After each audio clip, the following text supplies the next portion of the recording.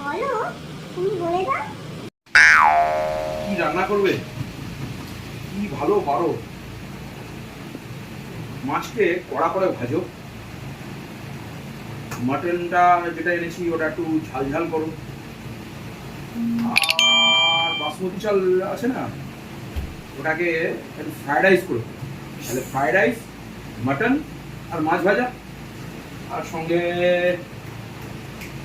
Cold ড্রিঙ্কসও রয়েছে। ঠিক আছে, করতে পারবো তো?